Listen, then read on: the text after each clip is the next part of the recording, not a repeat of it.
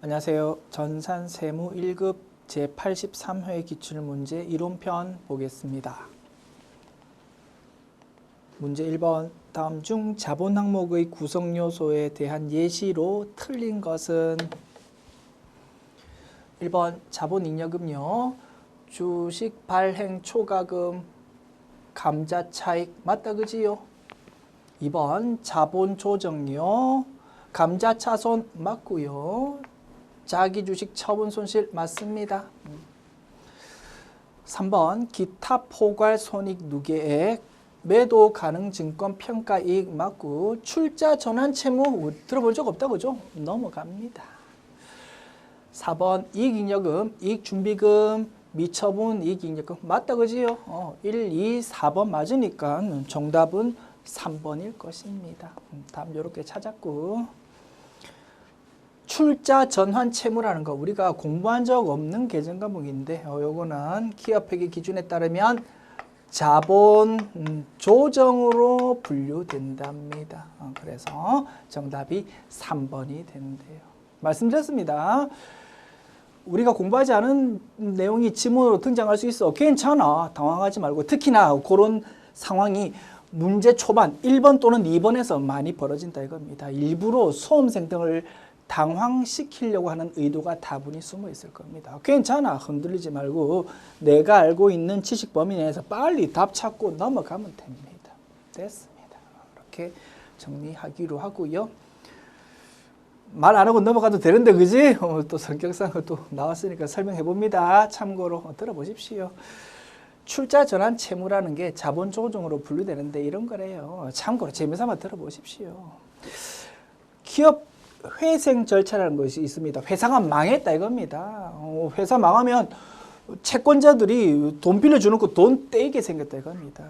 그때 법원에서 가운데서 딱 중재를 한다 이거지. 야, 이 회사 망하게 됐으니까 너희가 받을 돈 전부 다 받으려고 하지 말고 일부는 좀 포기해줘. 좀 깎아주라. 뭐 이렇게 중재를 해준다 이겁니다. 그런 걸 마음대로 하면 되는 게 아니고 회생에 관한 법률에 따라서 딱 절차가 진행될 겁니다. 그 절차에 따라서 법원이 판결을 한다 이겁니다. 야, 네가 100만 원 받을 거 있다고 50만 원 깎아줘. 나중에 50만 원만 받아. 뭐 이런 식으로 딱 중재를 해주는데 그 과정에서 받을 돈을 아예 깎아주는 것도 있지만 일부에 대해서는 지금 부채로 망한 회사 입장에서 부채로 기록되어 있는 거를 나중에 주식으로 좀 전환해라는 출자 전환해라는 판결이 나올 수도 있다 이겁니다. 내 입장에서는 저 망한 회사에 돈 빌려줬어. 100만 원. 그런데 50만 원은 지금 포기해야 되고 나머지 50만 원 지금 돈 받아야 되는데 현실적으로 지금 당장 돈 받기가 어렵다 이겁니다. 그러면 나중에 회사가 살아나면 그 50만 원 부분에 대해서 회사의 주식을 우리한테 준다 이겁니다. 뭐 그런 게 출자 전환에 대한 판결이고 지금 현재는 그 망한 회사가 지금 아주 어려운 상태입니다. 그 회사의 주식은 그냥 휴지 조각입니다. 가치가 거의 없다 이겁니다. 회사가 살아나야지만 그 주식 받았을 때 가치가 있을 거라고. 됐습니까? 그런 상황에서 그 망해가는 회사 입장에서는 나중에 회사가 살아나면 우리한테 돈 빌려준 저기에다가 출자 전환 해줘야 된다라고 표시를 해야 될 겁니다. 그지요? 그때 재무상태표에 자본 쪽에 이 부분만큼은 나중에 회사가 살아나면 출자 전환해야 됩니다라는 의미로 이렇게 표시해 준답니다. 됐죠? 출자 전환 의미가 뭡니까? 내 입장에서 망한 회사 입장에서는 부채를 감소시키고 부채가 없어지는 대신 자본이 증가한다 이겁니다.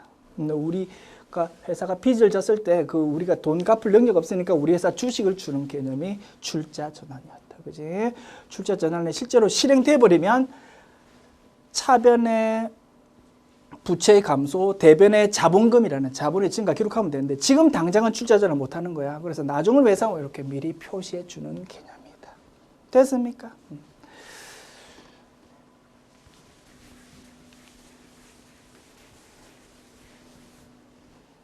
문제 2번 봅시다. 주식회사 현상은 액면금액 100만 원, 표시이자율 8%, 사채 권면상 발행일 2019년 1월 1일, 만기 3년, 매년 말 이자 지급인 사채를 2019년 1월 1일에 발행했다. 사채 권면상 발행일인 2019년 1월 1일의 시장이자율은 10%다. 현가 계수는 아래 표를 이용한다라고 되어 있네요. 이렇게 나와 있고요. 묻고 있는 게 뭐냐면 주식회사 현상의 2019년 12월 31일에 상각될 사채 할인 발행 차금이 얼마인지를 묻고 있습니다. 단수 차이로 인해 오차가 있다면 가장 큰 사치를 선택한답니다. 길게 적었는데 뭡니까? 사채를 할인 발행했을 때 첫 번째 연도의 상각 금액을 구하고 있는 거였다 이겁니다. 그죠? 자, 액면 이자율이 8%고요. 시장 이자율이 10%입니다. 액면 이자율이 시장 이자율보다 낮다 보니까 할인 발행을 할 겁니다. 사채 발행에 가서 들어오는 돈이 액면 금액인 100만 원보다 작을 거다 이거지. 일반적으로 할인 발행 문제가 출제될 때 발행 가액이 얼마다라고 제시되는 것이 일반적인데 이 문제는 특이하게도 사채에 대한 내용을 쭉 제시해 주면서 네가 발행 가액까지 계산해 보십시오라고 묻는 문제라고 볼 수 있겠네요. 됐죠? 자, 만기 3년짜리입니다.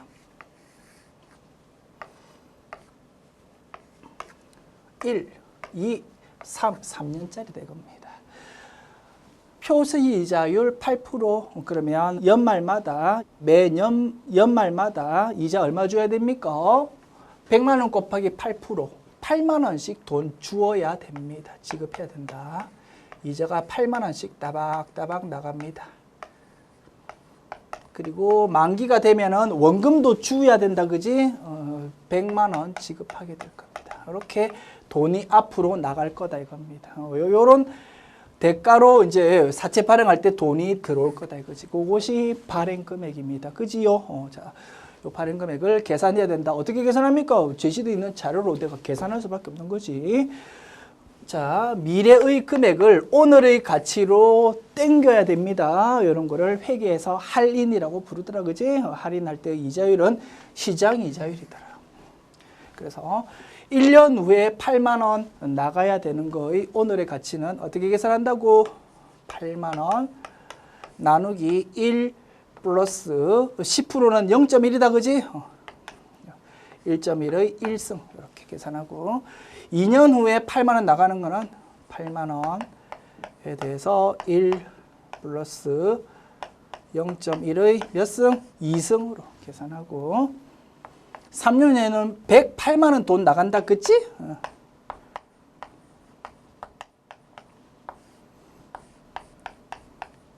0.1의 3승 이렇게 계산하면은 발행 가액이 톡 튀어나올 겁니다. 자, 계산기로 계산해 봅니다. 자, 8만 원 나누기 1.1은 얼마입니까? 7, 2, 7, 2, 7. 그 다음에 8만 원 나누기 1.1 나누기 1.1 얼마입니까? 6, 1, 1, 5. 그리고 108만 원 나누기 1.1 나누기 1.1 나누기 1.1 얼마입니까?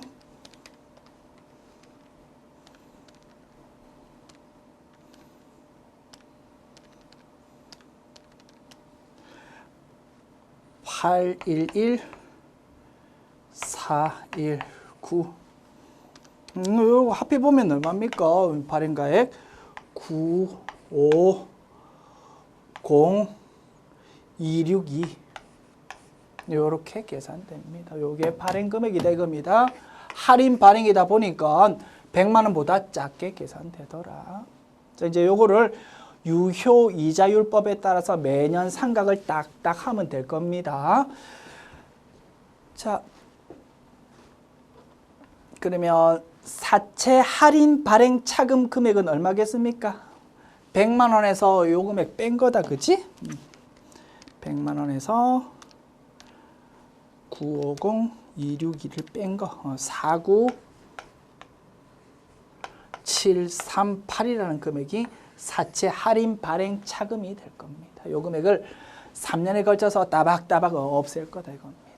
자, 첫 번째 연도 2019년도 발행했는데 2019년도 말에 인식해야 되는 상각금액 구하고 있다, 그지? 얼마로 어떻게 계산합니까? 유효유지할법. 자, 요 아래에 삼각표 그려볼게요. 유효이자, 액면이자, 상각률, 장부금액. 출발점이 950262야. 여기서 출발하는데 X1년도의 상각금액을 지금 구하려고 하는 거야. 첫 번째 연도. X1년도의 유효이자율 얼마입니까? 950262 곱하기 몇 프로? 10%지. 그치?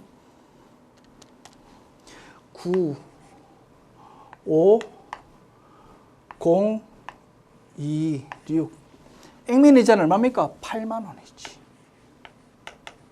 그래서 95026에서 8만 원 뺀 게 상각금액. 첫 번째 연도의 상각금액. 1로 026이 된다. 그래서 X1년도 말의 장부금액은 요 발행금액에서 첫 번째 연도 상각금액을 더한 금액이 1년도 말의 장부금액이 될 겁니다. 됐습니까? 이렇게 계산해 보았고, 요 문제에서 묻는 거는 첫 번째 연도의 상각금액을 묻고 있으니까, 그지? 정답은 15026 요것이 될 것입니다. 정답 15026. 약간 단수 차이가 있는 모양이다. 1번이 정답. 됐습니다. 무식한 문제다, 그지요? 옛날에 한 10년 전, 20년 전에 출제된 스타일이 이렇게 등장했네요. 자, 뭐 출제되었으니까 풀어보았고요. 자, 넘어가면 됩니다. 넘어가면 되고, 다만 자료에서 뭐 현가 계수라는 것이 제시되어 있습니다. 말씀드렸습니다. 아주 오래된 스타일의 문제고요. 다시 출제될 가능성은 별로 높지 않습니다. 출제되어서도 안 되고, 사실.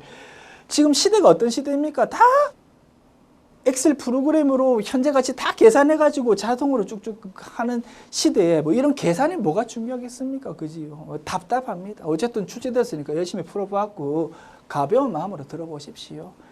현재같이 용어 이런 등장했으니까 설명해 볼게요. 이런 거를 재무관리학이라는 학문에서는 이런 거를 현가계수라고 부른답니다. 현가계수. 그리고 뒤에 있는 부분은 연금의 현가계수라고 부른답니다. 연금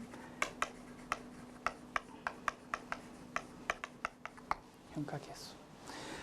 우리가 조금 전에 이렇게 미래의 현금 흐름을 파악해가지고 발행금액 95026이라는 걸 열심히 구해 보았는데, 이런 계수, 현가계수, 연금 현가계수를 사용하면 요 금액을 조금 빨리 구할 수 있더랍니다. 그거. 자, 필요 없는 부분 좀 지우고, 낙서 지우고, 자, 설명해 볼게요. 자, 여기 제시되어 있는 현가계수, 연금 현가계수 사용해서 요 현금 흐름에 대한 현재 발행 금액을 좀 빨리 쉽게 구해보자면 요렇답니다. 해마다 8만 원씩 따박따박 돈 나간다, 그지? 1년에 한 번씩 동일한 금액이 돈 나가는 거를 연금이라고 부른답니다. 그래서 해마다 1원씩 나갈 때 3년 동안의 현금 흐름을 오늘의 가치로 땡겨보면, 땡길 때 이자율은 몇 프로? 10%더라 이겁니다. 땡겨보면 2.4868 나온답니다. 뭡니까? 이 의미는 1 나누기 1.1 플러스 1 나누기 1.1의 제곱 플러스 1 나누기 1.1의 세제곱, 요거지 뭐. 요거 열심히 계산해 보면 요렇게 계산되더라 이겁니다. 너희 계산하기 귀찮지? 내가 이렇게 금액 제시해 줄게라는 것이 연금 현가 계수. 그러면 8만 원에 대해서 현금으로 파악할 수 있을 거다. 자, 8만 원 곱하기 2.4868 하면 198944 나옵니다. 자, 현금 흐름 중에서 8만 원 부분은 해결했고, 이제 만기에 지급하는 100만 원 부분만 해결하면 되겠다, 그지? 3년 후에 100만 원을 오늘의 가치로 땡기면 얼마일까요? 그것이 현가 계수랍니다. 3년 후의 현금 흐름을 10% 이자율로 땡겨보면 요렇다 이겁니다. 이건 무슨 의미입니까? 1 나누기 1.1의 세제곱 요거 계산해 보면 이렇게 톡 튀어나올 겁니다. 별거 아니지요. 그러면 100만 원 곱하기 0.7513 하면 751 1300 나오겠지. 요거 두 개 합해 보면 얼마입니까? 198 944 합해 보면 950 244 우리가 열심히 정확하게 구한 금액하고 좀 비슷하게 나오더라 이겁니다. 됐죠? 이것이 현가 계수 그리고 연금 현가 계수라는 개념이었다. 됐습니다. 지웁니다.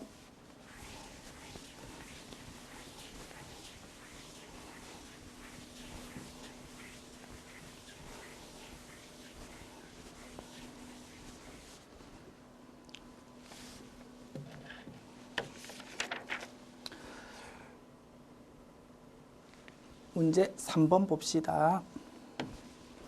다음은 2019년 중 매출 채권에 대한 대손 충당금에 관한 내용이다. 2019년 말 재무상태표에 표시할 대손 충당금과 2019년 손익계산서에 표시될 대손 상각비는 각각 얼마일까요? 자, 대손에 대한 내용이 쭉 나와 있네요.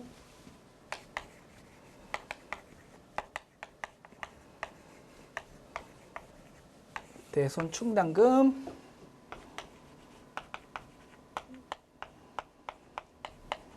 대손 상각비에 대한 총계정 원장 그려봅시다. 대손 충당금 자산의 차감 항목이므로 그 위치가 부채와 동일할 겁니다. 나의 자리 오른쪽이다.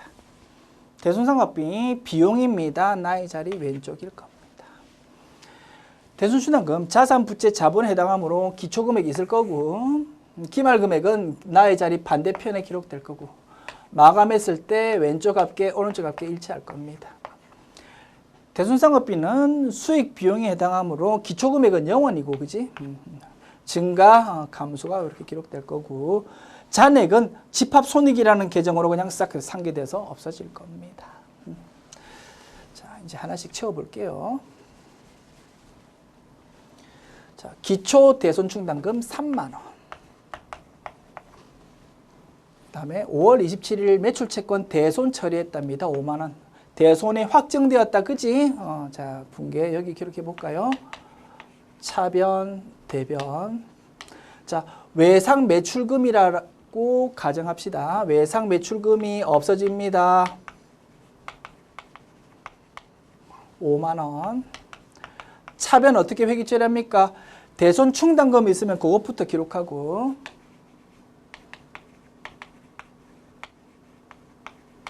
자, 5월 27일 현재 대손 충당금 잔액이 얼마 있다고? 3만 원이 있었답니다. 요걸부터 일단 없애고 부족한 부분은 대손 상각비로 비용으로 처리할 것이다. 2만 원. 그죠? 이렇게 5월 27일 대손 확정 분계할 것이고요. 요 분계 총계정 원장에 기록합시다. 대손 충당금 3만 원 있었는데 3만 원 다 감소해가지고 0원이 이제 돼버립니다. 대손상각비라는 비용 2만 원 기록될 겁니다. 됐지요? 11월 3일 전년도 대손 처리된 매출채권이 회수되었답니다. 작년도에 대손 확정 분계했는데 생각지도 않게 돈이 들어왔다 이겁니다. 차변에 현금 5,000원, 대변에 고민 없이 대손 충당금으로 기록한다고 했습니다. 그지요? 5,000원. 이렇게 분계할 거고 요 분계 총계정 원장 반영합니다. 대손 충당금 총계정 원장에 오른쪽에 5,000원 기록하면 되겠다. 됐습니까? 그 다음에 12월 31일 기말 매출채권 잔액에 대한 대손 예상액이 27,000원이랍니다.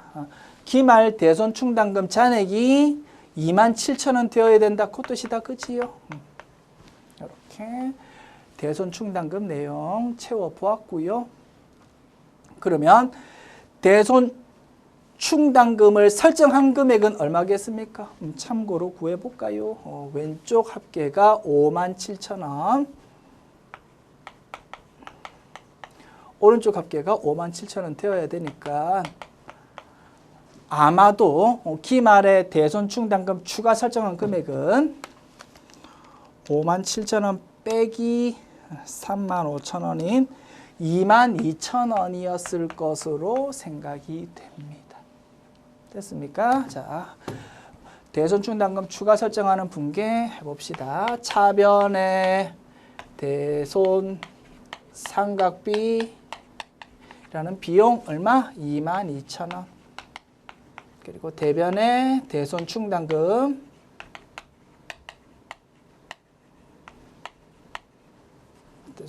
충당금 예쁘게 쓸게요. 대손 충당금 22,000원. 이렇게 분계를 하니까 22,000원이 이렇게 기록될 거고, 요 대손 삼각비 차변이 기록된 부분이 이렇게 22,000원 이렇게 반영될 것입니다.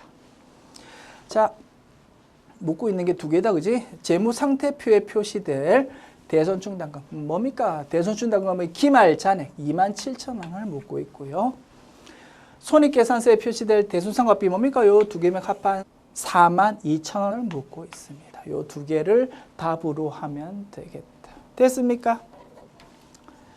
자, 대손 충당금은 27,000원이고 대손 삼각비는 42,000원입니다 라고 되어 있는 4번이 정답.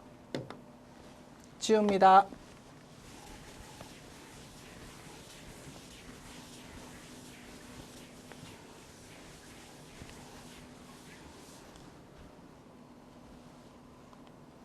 문제 4번. 다음의 용역 제공 거래에 대해서 진행 기준을 적용하지 않는 경우에 대한 서술 중 잘못된 것은?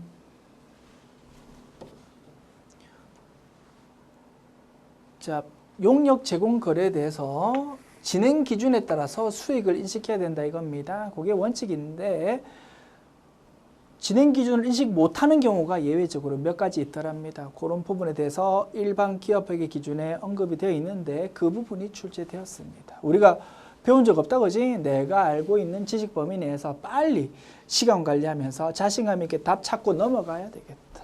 됐습니까? 자, 하나씩 볼까요? 추정 원가 합계액이 총 수익을 초과하는 경우에는 그 초과액과 이미 인식한 이익의 합계액을 전액 당기 손실로 인식한답니다. 자, 예를 들어서 2년짜리 공사가 있습니다. 공사 열심히 해보니까 2년짜리 공사 계약은 지금 100억 원으로 되어 있답니다. 2년 공사하면 100억 원 돈 들어온다 이겁니다. 그런데 투입한 공사비가 120억 원이 됩니다. 2년 동안 공사비가. 그러면 열심히 2년 동안 공사해봤자 마이너스 20억 원 손해보는 겁니다.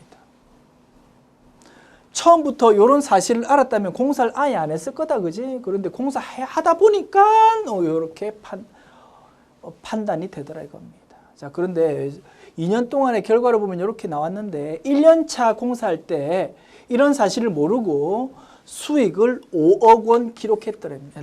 수익 빼기 비용, 이익으로, 공사 이익으로 5억 원을 1년차 때 인식했답니다. 그럼 2년차 때 어떻게 인식해야 되겠습니까? 토탈 2년 공사에 걸쳐서 20억 원 손실로 인식해야 되니까, 그지? 2년차 때는 5억 원이랑 20억 원이랑 합한 25억 원을 2년차 때 손실로 인식해야 될 거다 이겁니다. 이런 내용을 동그라미 1번 이렇게 규정하고 있대요. 됐습니까? 맞는 설명이고요. 2번. 용역 제공 거래의 성과를 신뢰성 있게 추정할 수 없는 경우에는 발생한 비용 범위 내에서 회수 가능한 금액을 수익으로 인식한답니다. 자, 공사 열심히 해봤자 돈을 받을 수 있을지 없을지 지금 불투명한 상황이다 이겁니다. 그러면 경거망동하지 마. 수익 빼기 비용을 플러스로 인식하지 말라 이겁니다. 일단 투입한 원가에 대해서는 비용으로 처리해야 됩니다. 수익은 경거망동하지 말고 요 비용 범위 내에서 돈 진짜 받을 수 있는지 확실한 금액을 수익으로 인식해서 수익 빼기 비용 계산했을 때 마이너스로 이렇게 계산되도록 재무제표 작성하랍니다. 무슨 뜻입니까? 보수주의로 좀 재무제표 작성하십시오라는 취지일 것이다. 맞는 설명이고요. 자, 3번. 용역 제공 거래의 성과를 신뢰성 있게 추정할 수 없고 돈 받을 수 있을지 지금 불투명한 상황이고 발생한 원가의 회수 가능성이 낮은 경우에는 지금 원가는 투입되었어. 비용은 지금 처리했는데 그 투입한 돈에 대해서도 지금 돈을 그 상대방으로부터 못 받을 가능성이 높다고 그렇게 판단된다면 어떻게? 수익은 아예 인식하지 말고 지금 투입한 원가에 대해서만 비용으로 인식하라라고 규정하고 있더랍니다. 이것도 뭐 규정의 시주는 보수주의에 따라서 재무제표 작성하세요라는 취지일 것이다. 됐습니까? 4번 거래의 성과를 신뢰성 있게 추정하는 것을 어렵게 만들었던 불확실성이 해소되었답니다. 그 경우에는 이제 다시 정상적으로 진행 기준에 따라서 수익을 인식해야 되겠다, 그죠? 그런데 불확실성이 해소되었다 하더라도 진행 기준을 재적용 못한다라고 했으니까 4번 지문이 틀렸다라고 판단할 수 있겠다. 정답은 4번. 됐죠? 어떻게 하라고요? 뭐 이런 거는 외우는 것도 아니고 미리 공부하기도 어려워. 기업회계 기준에 이런 게 언급되어 있는데 시험에 출제된다. 어떻게? 내가 알고 있는 판단 기준에 따라서 빨리 찍고 넘어가는 것이다. 됐습니다. 규정 구경해 보았고 각 소개되었던 규정들의 취지는 뭐였다? 경거망동하지 말고 보수주의에 따라서 재무제표 작성하자라는 취지였구나. 됐습니다. 이렇게 결론 정리합시다.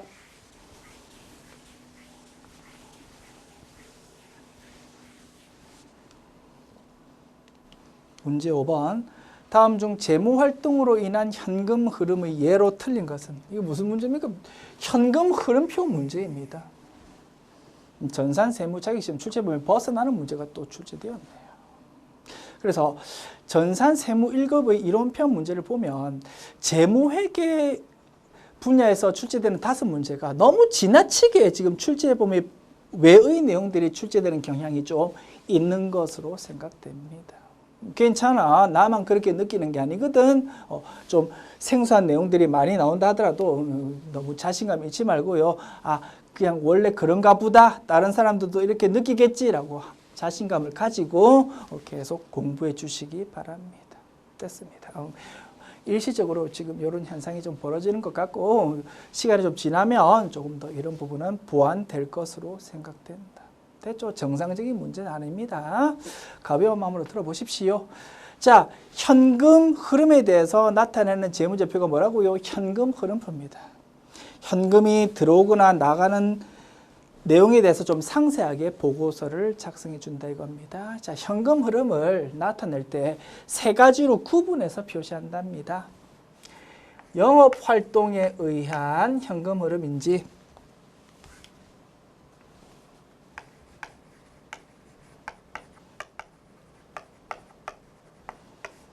투자 활동인지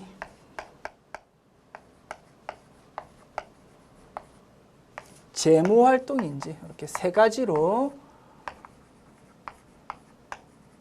구분해 가지고 표시해 준답니다. 일상생활도 마찬가지다, 그지? 내가 재산이 100억 원 있습니다.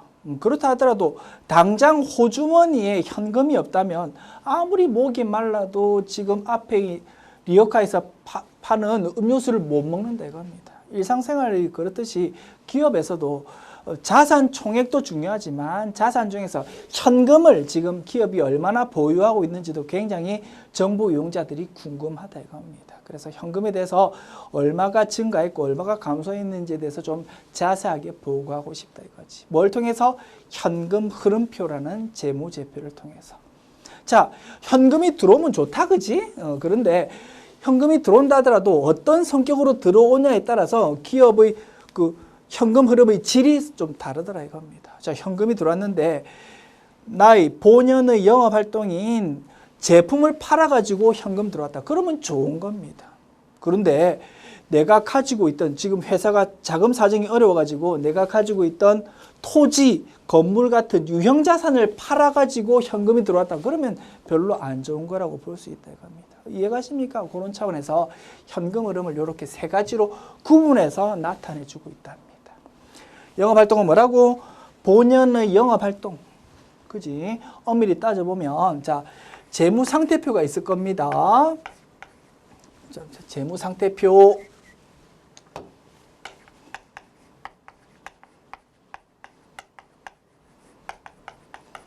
자산, 부채, 자본 이렇게 세 개로 나눌 수 있다. 그지? 자, 현금 흐름을 이렇게 세 개로 구분할 수 있어. 영업활동은 뭐? 자산 중에서 재고자산. 나의 본연의 영업활동을 위해서 가지고 있는 자산이 뭡니까? 재고자산이잖아. 그지? 제품을 팔아가지고 돈 들어오는 거고, 그런 게 영업활동입니다. 자산 중에서 재고자산. 투자활동은 재고자산을 제외한 나머지 자산. 재무활동은 재무상태표 오른쪽에 있는 부채 또는 자본을 증가시키든 감소시키든 해가지고 돈이 들어오는 게 재무활동이다. 됐죠? 자, 투자활동은 뭐라고요? 유형자산을 팔아가지고 돈이 들어온다든가 유형자산을 구입하는 바람에 돈이 나간다든가 이런 게 될 거고요. 재무활동은 부채, 은행에서 돈을 빌려가지고 은행에서 차입금을 계약하는 차입 계약을 해서 돈이 들어온다든가 또는 차입금을 갚는 바람에 돈이 나간다든가. 자본, 주식을 발행해서 돈이 들어온다든가 외부에 있는 주식을 소각함에 따라서 돈이 나간다든가 이런 게 재무활동이 될 것입니다. 어렵지 않지요? 자산, 요거는 부채와 자본, 요거는 재고자산. 이렇게 분석할 수 있다. 말씀드렸습니다. 지금 이게 중요한 거 아니야. 출제범위 벗어나는 내용인데 출제가 되었으니까 지금 소개한다고 가볍게 들어보십시오. 그러면 유형자산 처분에 따라서 돈이 들어오는 거야. 뭡니까? 투자활동이지 뭐. 차입금 상환에 따라서 은행 차입금이 있었는데 그거 만기가 돼서 갚았어. 그러면 돈이 나가잖아. 그지? 돈이 빠져나가는데 무슨 활동? 재무활동에 따라서 돈이 빠져나가는 거다. 3번 주식이나 기타 지분상품의 발행에 따른 현금률이 뭡니까? 주식 발행해가지고 돈이 들어온다 이겁니다. 뭡니까? 재무활동이지.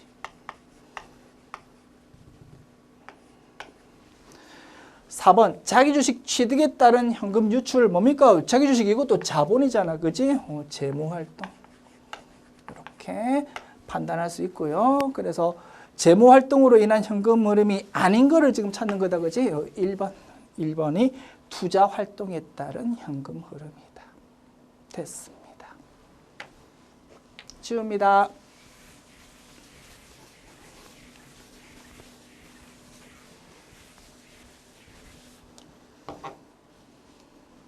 문제 6번. 주식회사 한결은 단일 제품을 대량으로 생산하고 있다. 원재료는 공정 초기에 모두 투입되고 가공비는 공정 전반에 걸쳐 균등하게 발생하고 기말 제공품 평가는 평균법을 사용한다. 단기 원가 계산에 대한 자료는 다음과 같다. 단기 완성품과 기말 제공품 평가에 적용할 재료비와 가공비의 완성품 환산량 단위당 원가는 얼마일까요? 됐죠? 종합원가 계산이고 평균법이랍니다. 자, 자료 나와 있네요. 물량 흐름 파악합시다.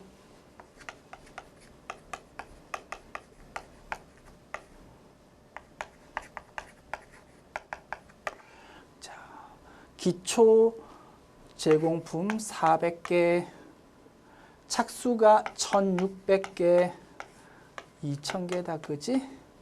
완성이 1500, 기말 재고 500, 기말 제공품 완성도 40%.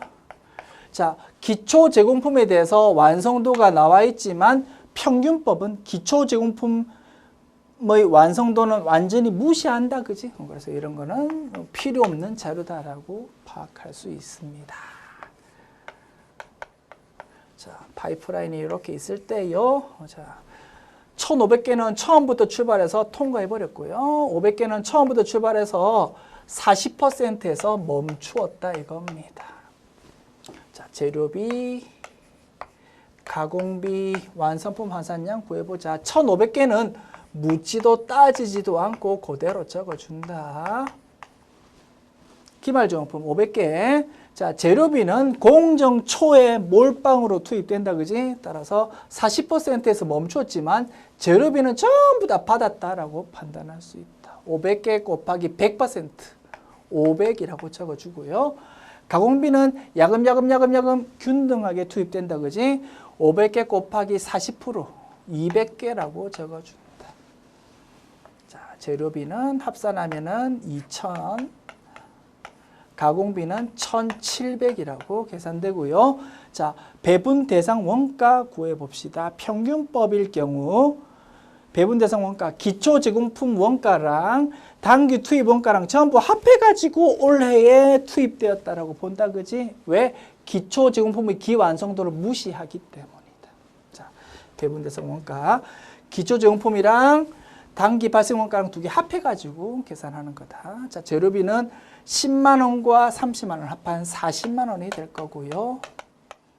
가공비는 4만 원과 14만 원 합한 17만 원 될 겁니다. 자, 그러면 완성품 환산량 단위당 원가는 어떻게 계산됩니까?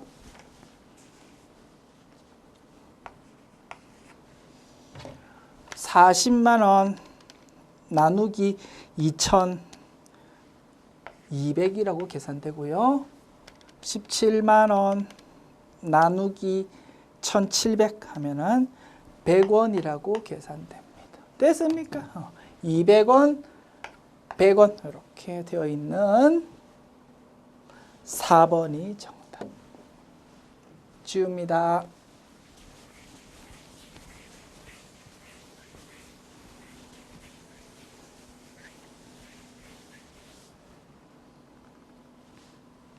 문제 7번. 다음 원가 회계에 대한 내용 중 틀린 것을 고르세요. 1번. 고정 원가는 조업도의 증감에 관계없이 그 총액이 일정하게 발생하는 원가다. 맞고요. 2번. 단기 제품 제조 원가는 기초 제공품 재고액과 단기 총 제조 원가의 합에서 기말 제품 재고액을 차감한 후의 금액이다. 틀렸다, 그죠? 기초 제공품 플러스 단기 총 제조 원가에서 뭘 뺍니까? 기말 제품이 아니고, 그지? 기말 제공품 재고액을 빼야 될 거 아닙니까? 그죠? 그래서 2번 지문이 틀렸고, 정답 2번 되겠습니다. 3, 4번 확인합니다. 3번. 정상 원가 계산은 직접 재료비, 직접 노무비는 실제 원가로 계산하고 제조 간접비는 사전에 결정된 예정 배부율을 이용해서 제품에 배부한다. 그지? 4번. 표준 원가 계산은 미리 표준으로 설정된 원가 자료를 사용해서 원가를 계산하기 때문에 신속하게 원가 정보 제공이 가능하더라. 맞습니다. 자, 답 찾는 거 어렵지 않고요. 자, 하나 출제 경향 분석해 볼게요. 우리 재무회계 문제 말씀드렸듯이 출제 범위 이외의 문제가 한두 문제 등장하는 바람에 거기에 말려버리면 과도한 시간 투입이 생겨버린다 이겁니다. 그러니까 정작 원가 회계 같은 데에 와서는 뭐 지금 완전 멘붕인 상태야. 너무 과도하게 시간 투입해서. 그러면 어렵지 않잖아. 어렵지 않은 문제인데도 중간에 섞여 있는 이렇게 잘못된 단어가 지금 눈에 잘 안 들어올 수 있다고 합니다. 그런 거를 노리고 출제하고 있습니다. 아시겠죠? 그래서 좀 출제물 벗어나는 문제가 나왔을 때 당황하지 말고 잔소리 한 번만 더 한다. 빨리 자신감 있게 빨리 찍고 넘어가라고 그래야 됩니다. 됐습니다.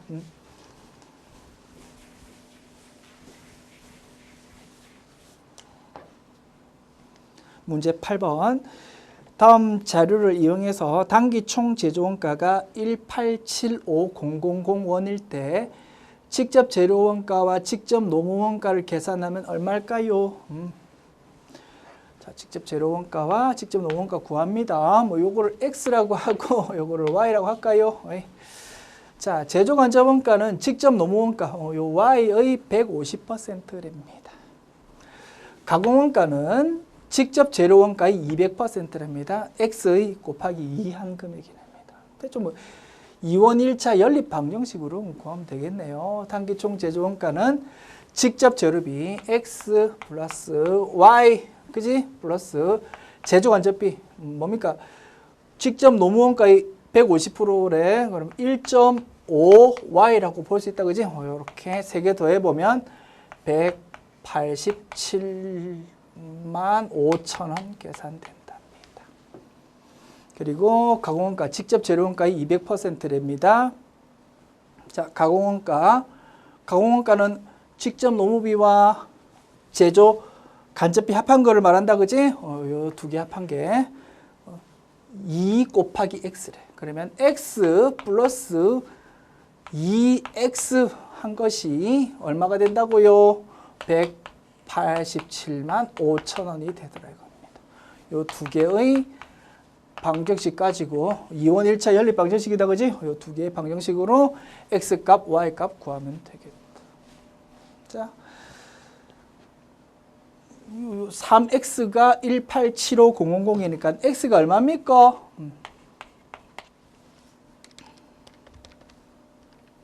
나누기 3 하면은 625000 나오고요.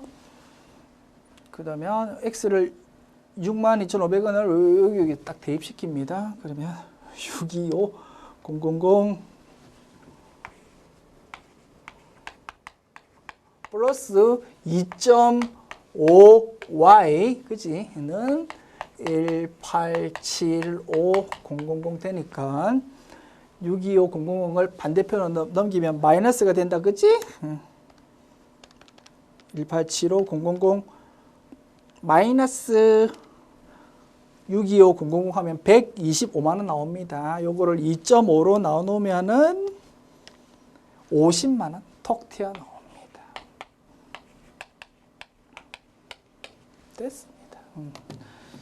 자, x는 62만 5천 원, y는 50만 원 되어 있는 1번이 정답이다. 아시겠죠? 문제 스타일. 어렵지 않잖아. 초등학교 때 배웠던 방정식이지만 시간이 쫓기면 뭐 이런 것도 막 잘 안 된다고. 그런 거를 노리고 있습니다.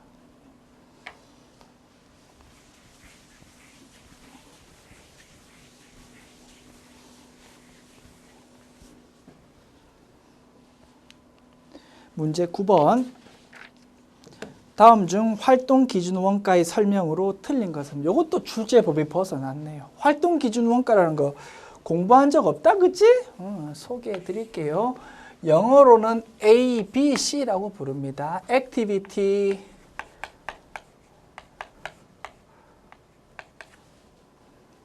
Based, Accounting, 어카운팅이 아니고 Costing. 줄여서 A, B, C라고 부르더라. 그래서 A, B, C 하면 영어의 첫걸음이지만 그지? 원가 회계에서는 활동 기준 원가 계산을 의미하더랍니다. 자, 제조 간접비를 각 제품에 배부할 때 인과관계에 따라서 배부하는 것이 제일 정확하더라 그지? 그런데 인과관계를 좀 정확하게 하려고 하다 보니까 그 제조 간접비를 활동 기준별로 짝짝짝 나누어 가지고 어떤 활동인지를 파악하면 굉장히 정확해질 수 있더라 이겁니다. 그죠? 이런 개념이 활동 기준 원가 계산이래요. 자, 요 활동 기준 원가 계산에 대한 설명으로 틀린 거를 찾아보세요. 1번. 제조 간접비를 활동별로 구분해서 집계하고 작업별로 추적 가능한 원가 동인을 배부 기준으로 사용해서 제조 간접비를 배부함으로 보다 정확한 원가 계산 가능하다. 아시겠죠? 이게 맞는 설명이고요. 자, 틀린 거 찾는 겁니다. 2번 공장 냉난방비, 공장 감가상각비, 읽을게요. 등 설비 수준 원가는 그 원가 동인을 파악하기 어렵기 때문에 기계 시간이나 노동 시간 등의 자의적 원가 배분을 적용할 수밖에 없다. 활동 기준 원가 계산하더라도 이런 부분에 대해서는 정확하게 활동을 뭔가 파악하기 어렵기 때문에 할 수 없더라 이겁니다. 그 다음에 3번 활동 분석을 실시하고 다양한 활동 중심별로 활동 원가를 측정하기 때문에 시간과 비용이 작게 소요된다. 작게 소요되지 않겠지, 그지? 결과값이 정확하겠지만 작업하는 과정은 좀 시간이 많이 걸리더라 이겁니다. 활동별로 다 쪼개려고 하면 얼마나 분석 과정이 어렵겠습니까, 그죠? 그래서 3번 지문이 틀렸다. 정답은 3번. 4번 제조 공정에서 요구되는 활동이 제품별로 상당한 차이가 있거나 복잡한 생산 공정에서 여러 제품을 생산하는 기업의 적합한 원가 계산이다. 맞겠지 뭐. 됐습니다. 지웁니다.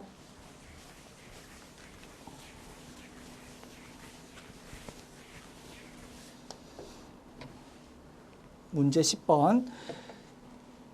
주식회사 산성의 공장에는 2개의 보조부문, 전력부, 급수부가 있고요. 2개의 제조부문, 얼음폰, 얼음패드가 있답니다. 각 부문의 용역수수관계와 제조간접비가 아래와 같을 때 단계배부법에 따라서 보조부문 원가를 제조부문에 배부한 후 얼음패드에 집계되는 제조원가는 얼마일까요? 라고 묻고 있네요. 단계배부법이래요. 단계배부법은 서포트하는 부문 간의 용역수수관계에 대해서 순서를 정해가지고 한쪽 방향만 고려한다고 했습니다. 순서가 어떻게? 전력부부터 배부한답니다. 됐지요? 자, 구하고 싶은 거는 얼음패드에 집계되는 원가를 구하고 싶답니다. 자,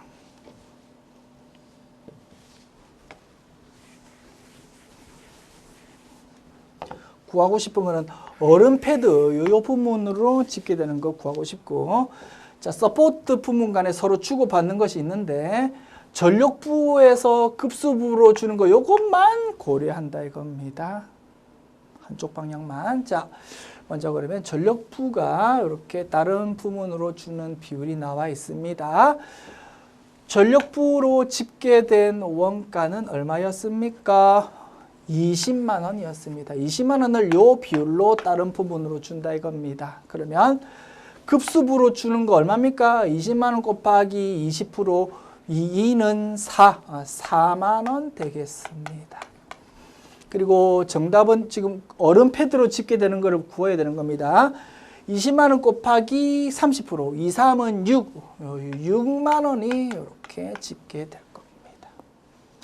자, 이제 급수부가 주는 거 파악해야 되는데, 자, 급수부에서 전력부로 주는 게 50%나 됩니다. 그렇지만 그거는 고려한다, 안 한다? 안 한다 이겁니다. 한쪽 방향만 고려하기로 했다. 따라서 이 부분은 무시하고 요 2개만 고려해야 될 것이다. 됐습니까? 그리고 자, 급수부로 애당초에 집계된 원가는 10만 원이었지만 전력부로부터 받은 게 얼마라고? 4만 원이 있으므로 배분 대상 원가는 얼마라고요? 10만 원과 4만 원 합한 14만 원이 될 겁니다. 그지? 14만 원에 대해서 요렇게 지금 주고 있다 이겁니다. 요거는 고려 안 한다. 그러면 2개 합하면 50%입니다. 50% 중에서 40%를 여기 얼음패드에 준답니다. 그럼 100% 기준으로 따지면 몇 프로? 80%라고 볼 수 있을 겁니다. 그지요? 그래서 14만 원 곱하기 80% 계산하면은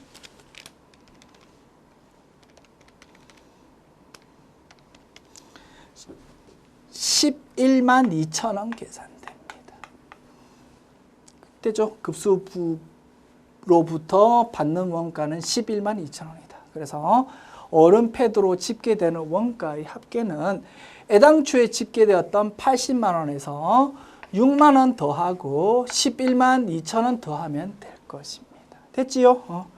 자, 6만 원 플러스 11만 2천 원 플러스 40만 원 계산하면 572000 될 것이고요. 정답 1번.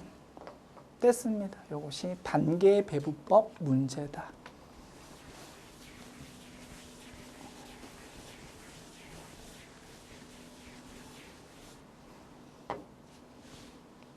문제 11번.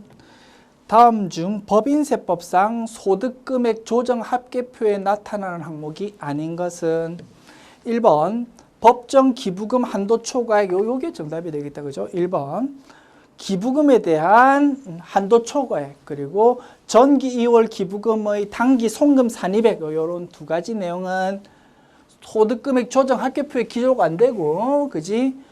법인세 과세 표준 및 세액 조정 계산서에 바로 기재가 된다고 했습니다. 그죠? 제가 굉장히 강조했던 부분이고요. 그런 게 출제되었네요. 정답 1번이고 2, 3, 4 확인합니다. 재고자산 평가감, 대손충당금 한도 초과액, 퇴직급여 충당금 한도 초과액 되죠? 이런 거는 당연히 소득금액 조정 합계표에 기록이 될 것이다.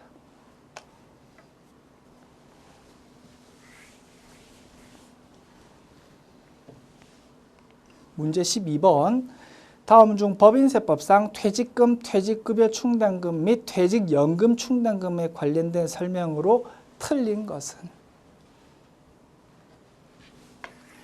1번 퇴직급여 충당금을 송금에 산입한 내국법인이 임원이나 직원에게 퇴직금을 지급하는 경우 그 퇴직급여 충당금에서 먼저 지급해야 된다. 맞는 설명이다. 그죠? 회계하고 똑같다고 했습니다.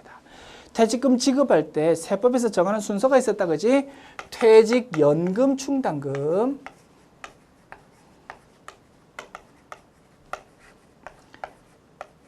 DB형 퇴직연금을 불입해서 그러면 직원 퇴직할 때 연금에서 먼저 돈이 쏴질 겁니다. 그 부분은 세법에서 차변 회계 처리할 때 퇴직연금 충당금으로 기록해야 된다라고 규정하고 있다 이겁니다. 그다음에 여기 1순서고 2순서가 이제 연금으로 불입했던 돈이 아니고 퇴직할 때 회사가 생돈을 주어야 되는 부분에 대해서는 어떻게 회계하고 똑같아.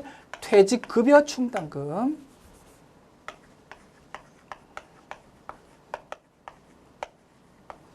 으로 먼저 회계 처리하고 차변. 그 다음에 부족한 부분은 이제 퇴직급여라는 비용으로 처리한다 이겁니다. 됐죠? 이렇게 세법에서 순서 정해져 있고, 퇴직연금 충당금이라는 것이 세법에서 지금 규정은 되어 있지만 현실적으로 볼 때 기업회계 기준에서 이런 충당금을 인정을 안 하다 보니까 장부에 이런 충당금을 기록하는 회사는 거의 없더라 이겁니다. 그죠? 그러다 보니까 현실적으로 보면 순서가 A, B 순서로 가는 것이 현실적일 거다 이겁니다. 자, 동그라미 1번 내용은 퇴직급여 충당금을 송금에 산입한 내국법인. 무슨 뜻입니까? 퇴직연금 충당금은 장부에 없어. 그런 회사를 말하는 것이고, 이 경우 순서가 어떻게? A, B 순서로 따져야 될 거다 이겁니다. 됐죠? 분석해 보았고요. 뭐 길게 설명드렸습니다만 법 취지는 뭐라고? 회계하고 똑같다 이겁니다. 그 순서가. 동그라미 2번. 법인의 직원이 당해 법인의 임원으로 취임하면서 퇴직금을 지급받는 경우 현실적 퇴직으로 본다라고 했다. 그지? 부장으로 있다가 임원인 이사 또는 상무로 승진했다. 그거는 현실적 퇴직으로 본다 이겁니다. 그 과정에서 부장까지 근속기간에 대해서 퇴직금 받았다면 현실적인 퇴직금으로 인정해 준다고 했습니다. 그런데 현실적 퇴직으로 보지 않는다라고 했으니까 2번 지문이 틀렸고요. 동그라미 2번이 정답. 됐죠? 3, 4번 마저 확인할게요. 자, 낙서 좀 지울까요? 낙서 지우고 3, 4번 확인합니다. 퇴직급여 지급 규정에서 1년 미만 근속자에게도 퇴직금을 지급하는 규정이 있다면 기중에 입사한 임직원에 대해서 퇴직급여 충당금을 설정할 수 있다. 그렇겠지, 그지? 뭐 좋은 회사는 법에서 정하는 바로는요, 1년 이상 근속해야 퇴직금 받을 수 있다라고 법에서 규정하고 있답니다. 그런데 좋은 회사라면, 그지? 1년 미만 근속자한테도 혹시 퇴사하면 퇴직금 준다라고 규정할 수 있다 이겁니다. 그러면 그 사람에 대해서도 퇴직금의 충당금 설정할 수 있을 거다. 그래서 우리 법정 한도 같은 거 계산할 때 퇴직금 추계액에 대해서 둘 중에 큰 거라고 했다 이겁니다. 법에서 정하는 금액이랑 회사 규정에 따른 금액이랑 둘 중에 큰 걸로 사용한다고 했습니다. 그 규정이 엄밀히 따지면 이렇게 해석이 된다 이겁니다. 1년 미만한테도 준다라고 회사에서 규정되어 있다면 그것도 오케이, 퇴직금의 충당금 한도에 포함될 수 있는 거다. 됐습니까? 4번 직원의 퇴직을 퇴직급여의 지급 사유로 하는 퇴직연금 부담금으로서 확정 기여형으로 지출하는 금액은 해당 사업연도의 소득금액 계산에 있어서 이를 전액 송금에 산입한다. 길게 적었는데 맞다 그지? 확정 기여형은 뭡니까? DC형이다 그지? DC형 회계에서 어떻게 처리합니까? DC형은 불입하는 돈 자체가 그냥 직원 거다 이겁니다. 회사가 연금에 불입하면 퇴직금 지급 의무가 끝나버려. 따라서 DC형은 불입하는 돈에 대해서 그냥 차변의 퇴직급여라는 비용으로 처리해버리면 끝나더라 이겁니다. 세법에서도 DC형에 대해서 그렇게 회계 처리하는 거 그대로 인정한다고 했습니다. 따라서 DC형은 퇴직급여라는 비용으로 처리하는 거 그냥 그대로 손금으로 인정해 주는 거다 이 뜻이지. 됐지요? 자, 이렇게 분석해 보았고요. 그래서 정답은 2번이었다. 자, 13번 봅시다. 법인세법상 부동산 임대업을 주된 사업으로 하는 영리내국법인에 적용되는 규정이다. 올바르게 설명한 것은 모두 몇 개일까? 단, 주식회사의 외부 감사에 관한 법률에 따라 감사인에 의한 감사를 받지 아니한 법인이고 해당 사업연도의 상시 근로자는 3명으로 가정한답니다. 부동산 임대업을 주업으로 하는 영리내국법인이래. 해당되는 내용 우리가 배운 게 뭐가 있습니까? 법인세법에서도 부가가치세법과 유사한 간주 임대료 규정이 있다라고 했습니다. 그 규정이 머리에 떠오를 겁니다. 그 내용으로 풀어봅시다. 자, 해당되는 게 모두 몇 개인지 묻고 있다. 기억. 차입금이 자기 자본 2배 초과하는 경우 임대 보증금에 대해서 감주 임대료 상당액을 입금 산입한다. 맞다 그지? 요게 법인세법상 간주 임대료 개념이었습니다. 정식 명칭은 임대료에 대한 간주 입금 규정이라고 부른다고 했다. 자, 니은, 디귿, 리을 설명 읽어볼게요. 업무용 승용차 관련 감가상각비 한도액이 800만 원이잖아, 그지? 그런데 800만 원 아니고 400만 원이랍니다. 그 다음에 일반 법인의 접대비 한도액을 구한 다음에 그거의 50%를 접대비 한도액으로 한답니다. 법인세 과세표준과 세액을 신고할 때 그냥 신고하는 게 아니고 세무사 등이 확인한 성실신고 확인서를 제출해야 된답니다. 세무사가 이 회사 장부가 제대로 된 건 맞습니다라는 확인서를 딱 첨부해가지고 세무신고해야 된답니다. 이런 세 가지 내용이 나와 있네요. 이게 전부 다 맞는 내용이랍니다. 그래서 정답은, 이 문제 정답은 기역, 니은, 디귿, 리을이 되어 있는 4가지라는 4번이 정답이래요. 공부한 적 없다 그지? 가벼운 마음으로 구경해 보십시오. 또 출제될 가능성은 높지 않습니다. 출제돼서도 안 되고 사실은. 됐죠? 가벼운 마음으로 들어보십시오. 미안합니다. 문제가 너무 이상한 문제가 많아서. 요번 회차가 조금 지나치게 많은 것 같습니다. 가벼운 마음으로 들어보시고요. 화를 좀 사기십시오. 아시겠죠? 뭐 이럴 때도 있는 거고요. 다만 중요한 핵심은 뭐라고? 시간 관리하면서 쓸데없는데 시간 낭비하지 말고 빨리 자신감 있게 문제 찍고 넘어가는 것이 중요하다. 그것만 염두에 두십시오. 자, 이야기 시작합니다. 가볍게 들어보세요. 자, 몇 년 전에 촛불 집회를 하고 막 난리가 났었습니다. 그지요? 자, 그 과정에서 당시 민정수석에 대해서 청문해 보니까 아주 뭐 온 국민의 뭐 적이었다 이겁니다. 민심이 아주 안 좋은 상태에서 뭔가 하나 막 뭐 어떻게 좀 처벌하고 싶은데 뭐 걸리는 게 잘 없더라 이겁니다. 그 와중에 보니까 그 민정수석의 가족들로 구성되어 있는 법인이면서 부동산 임대를 하고 있더라 이겁니다. 뭔가 지금 막 처벌하고 싶은데 뭐 걸리는 게 잘 없어. 세금이라도 좀 추징하고 싶다라는 취지에서 법 규정을 좀 추가했답니다. 그 법 추가한 내용이 니은, 디귿, 리을 요 세 가지 내용이랍니다. 요런 니은, 디귿, 리을 규정이 적용되려면 세 가지 요건을 모두 충족해야 된대요. 부동산 임대업을 해야 된답니다. 그 전 민정수석이 막 가족으로 구성되어 있는 법인을 차려가지고 그 뭐 하는지 봤더니 건물 하나 가지고 임대료 딱딱 받고 있더라 겁니다. 부동산 임대업을 해야 되고, 두 번째 요건 지배 주주 등의 지분율이 50% 초과해야 된답니다.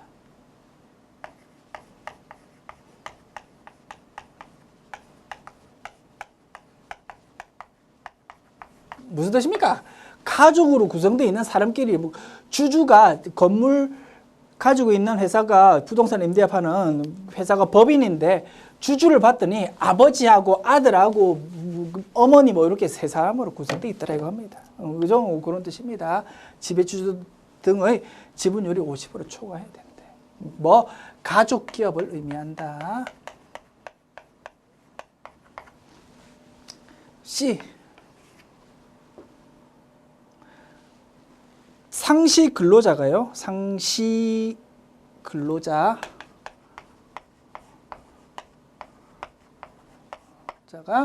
5명 미만이랍니다.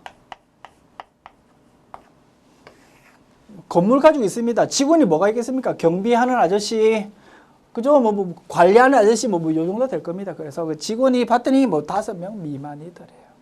요런 A, B, C 요건 모두 충족하는 경우에는 니은, 디귿, 리을 규정을 적용한답니다.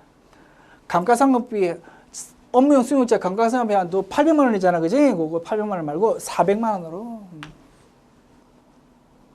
적용한대요. 접대비 한도액 있잖아, 그지? 그거에 50%만 인정한답니다. 그리고 장부가 엉망진창일 수 있어. 그래서 세금 신고할 때 성실신고 확인서 제출해야 된답니다. 세무사가. 다만 그 회사가 주식회사 외부 감사에 관한 법률에 따라서 감사인에 의한 감사를 받는다고요. 공인회계사가 그 장부를 직접 감사하고 있는 상태라고요. 그러면 이미 공인회계사라는 좀 객관적인 사람이 확인했으니까 오케이. 요 경우에는 성실신고 확인서가 필요 없다라고 규정되어 있다고 합니다. 그렇죠? 아주 디테일합니다. 그죠? 요 규정을 묻고 싶었대요.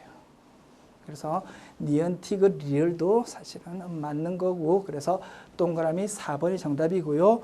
미음, 감가상각 범액에 대해서는 뭐 이런 규정이 없답니다. 그래서 정답은 하나, 둘, 셋, 넷, 네 개라고 되어 있는 4번이 정답이래. 됐죠? 자, 한번 따져봅시다. 세금 효과가 얼마나 있겠습니까? 800만 원 아니고 400만 원으로 한도를 한다. 그러면 뭐 겨우 400만 원. 거기 곱하기 세율 하면 뭐 돈 얼마 되겠다고? 접대비 한도 얼마나 작습니까? 그죠? 대부분 한도에 걸려. 그 와중에 한도 좀 줄인다고요. 그거만큼 세금 늘어나겠지. 그 금액 곱하기 세율.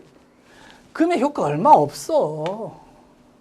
제 개인적인 생각에서는 큰 그림으로 볼 때는 보여주기식 정치야. 세금 효과도 얼마 없는데 괜히 지저분하게 세법 규정만 지금 하나 끼워 넣었다고. 당시의 분위기가 어땠습니까? 누가 괘씸하다고 이런 세부 법안을 올렸어. 반대할 수 있다 없다 못해.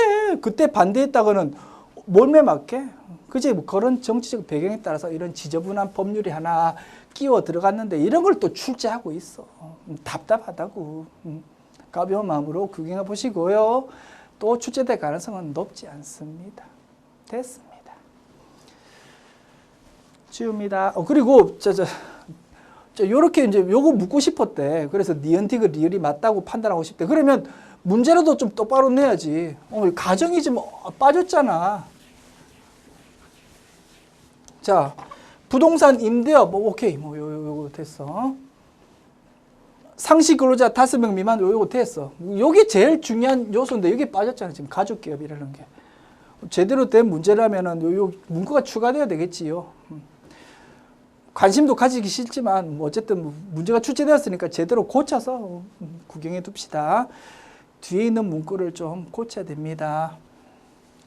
자, 요 네모친 부분을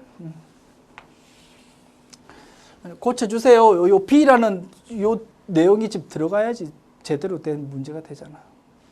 엄밀히 따지면 요 B라는 요건이 빠졌으니까 이거 사실 복수 정답이 돼야 되는 거야. 이 요건이 없다면 기억 하나만 지금 맞는 거라고 사실은. 맞잖아, 그지? 근데 아무도 관심 없는 조문이다 보니까 이의 신청도 아무도 안 한 것 같아요. 그냥 뭐 넘어가는 거야. 됐습니다. 자, 요 문구 제대로 고칩니다. 열심히 글짓기 해왔습니다. 자, 받아 적으세요. 요렇게 고쳐야 사실 제대로 되는 거야. 자, 감사를 받지 아니한 법인이면 여기서 심표 하나 찍어주고요. 심표 하나 찍어주고. 자, 해당 사업연도 종료일 현재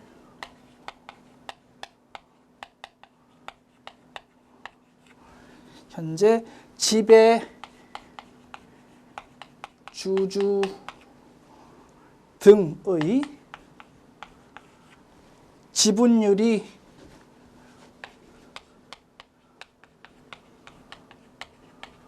50%를 초과하고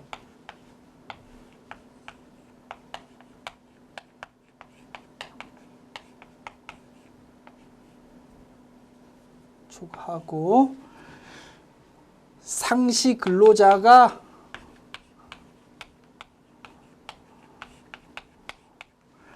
다섯 명 미만인 것으로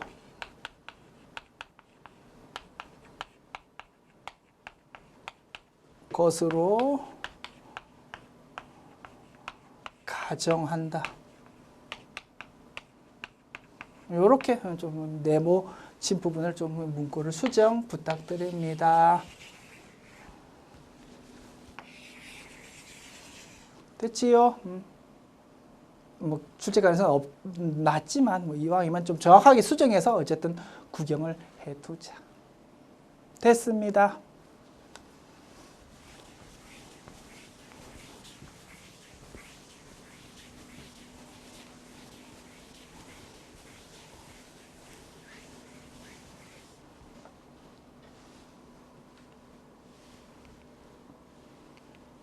문제 14번. 다음은 소득세법상 공동사업과 관련한 설명이다. 올바른 설명을 모두 고르세요. 뭐 공동사업에 대해서도 우리가 뭐 시시콜콜 공부한 적 없다고 하지 어떻게 빨리 선택하고 넘어가야지 뭐. 됐습니다. 소득세법상 규정이고요. 공동사업에 관한 내용이랍니다. 문제 읽어보기 전에 핵심은 이겁니다. 부가가치세법에서는 뭐가 중요합니까? 사업장이 중요하다. 그지? 그와 달리 소득세법에서는 뭐가 중요합니까? 개인이 중요합니다. 세금 어디에 내는지도 우리 판단했다. 그지? 자, 영등포 사는 사람이요. 가게를 2군데 하고 있답니다. 강남에서 1군데 하고 있고 경기도 파주에서도 가게를 하고 있답니다. 그럼 어떻게? 부가가치세 신고는 사업장이 있는 파주와 강남에서 각각 해야 되고, 소득세 신고는 어떻게? 그 2군데 가게에서 번 소득을 어디? 자기 살고 있는 영등포 세무서 쪽에다가 신고해야 되고, 그지? 철저하게 이렇게 접근하는 거다. 부가가치세는 사업장으로, 소득세는 개인으로 접근한다. 요 포인트 가지고 판단하면 될 것입니다. 자, 공동사업을 한답니다. 하나의 사업장에 대해서 A와 B가 공동으로 지금 사업하고 있다 이겁니다. 그지? 공동사업자 각 구성원이 다른 개별 사업장도 통합해서 하나의 사업장으로 본답니다. 틀렸다 그죠? 이겁니다. 자, A라는 사업장을 A와 B가 공동사업을 하고 있답니다. 자, B는 요 공동사업 말고 다른 곳에서 또 별도의 가게를 하고 있답니다. B가 소득세 계산 어떻게 됩니까? 요 공동사업장에서 번 돈에 대해서 지분율 50대 50이라고 가정한다면 그 금액의 50%를 요 B가 가져와야 될 겁니다. 그리고 다른 가게에서 번 소득이랑 합해가지고 종합소득세 신고해야 될 거다 이거지. 그치? 그런데 이 말은 무슨 말입니까? B가 다른 사업장에서 돈 버는 거 있다면 이거 합해가지고 뭐 사업장에 대해서 뭔가 계산한다. 이거 아니다 이거지. 됐지요? 공동사업을 경영하는 각 거주자 간에 약정된 손익 분배 비율이 없다면 지분 비율로 분배한답니다. 이게 맞겠지. 자, 이익을 얻었을 때 A와 B가 몇 대 몇으로 갈라먹는지 따로 계약이 안 되어 있다면 어떤 비율로? 애당초 사업 시작할 때 투자한 비율로 지분율 비율대로 가져갈 수밖에 없겠지. 그지? 그래서 나는 맞는 것이고. 공동사업장에서 발생한 결손금은 공동사업장 단위로 이월되거나 이월 결손금 공제 후 배분한다. 이게 틀렸답니다. 뭐라고? 철저하게 소득세법은 개인 중심으로 규정되어 있다. 그래서 요 공동사업장에서 결손이 발생했어. 그러면 요 사업장 자체에서 써먹는 거 아니야. 일단 결손금도 A랑 B랑 나눠 먹어야 돼요. 그래서 B의 소득세 계산할 때 다른 사업장하고 합해가지고 그렇게 써먹도록 규정하고 있더라 이겁니다. 뭐라고? 핵심 포인트는 사업장이 아니고 철저하게 개인으로 가자라는 것이 핵심 포인트다. 됐죠? 그 다음 구성원이 동일한 공동사업장이 3인 이상인 경우 각각의 공동사업장은 직전 연도의 수익금액을 기준으로 기장 의무를 판단한다. 아니라니까 사업장별로 판단하는 것이 아니야. 철저하게 개인 기준으로 판단한다고. 자, 예를 들어서 사업장이 두 군데 있어. 자, A, B가 공동사업하고 있고 요거는 뭐 A하고 C하고 이렇게 아니 B하고 C하고 이렇게 사업하고 있다고. 자, 사업 소득이 있는 사람에 대해서 규모가 작은지 큰지에 따라서 간편장부 대상자일 수도 있고 복식부기 의무자일 수도 있다고 했습니다. 그거 판단할 때 기준은 뭐라고? 철저하게 사람 기준으로 따진다 이겁니다. B가 두 군데에서 지금 공동사업을 하고 있어. 그때 복식부기 의무자인지 간편장부 대상자인지 판단할 때는 요 각 사업장에서 얻은 부분에서 요 B, 요 사람 기준으로 이렇게 발라내 가지고 요 두 개 합해 가지고 어떤 어디에 해당하는지 복식부기에 해당하는지 간편장부에 해당하는지 그렇게 판단해야 될 거다 이겁니다. 요는 뭐라고? 사업장으로 따지는 게 아니고 사람 기준으로 따져야 된다. 아시겠죠? 이런 부분을 묻고 싶었나 봅니다. 됐죠? 그래서 정답은요. 가나 다라 중에서 맞는 거는 only 나밖에 없대요. 그래서 2번이 정답이 되겠다. 됐습니다. 말씀드렸습니다. 이런 거 시시콜콜 어떻게 못 외워. 그냥 알고 있는 대로 빨리 판단하고 넘어가는 게 중요하다. 됐습니다.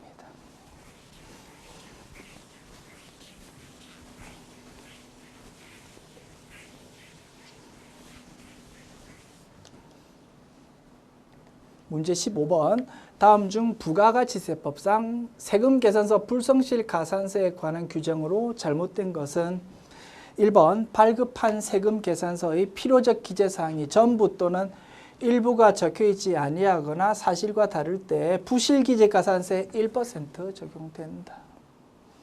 2번 세금 계산서 발급 시기가 지난 경우로서 해당 과세기간 확정신고 기한 이내에 발급했다면 지연 발급이고, 그지? 그때는 1% 가산세 적용된다. 3번. 전자세금 계산서 전송 기한이 지난 후 공급 시기가 속하는 확정신고 기한까지 전송을 했다면 지연 전송이다, 그지? 그때는 몇 프로? 0.3% 가산세가 적용되더라.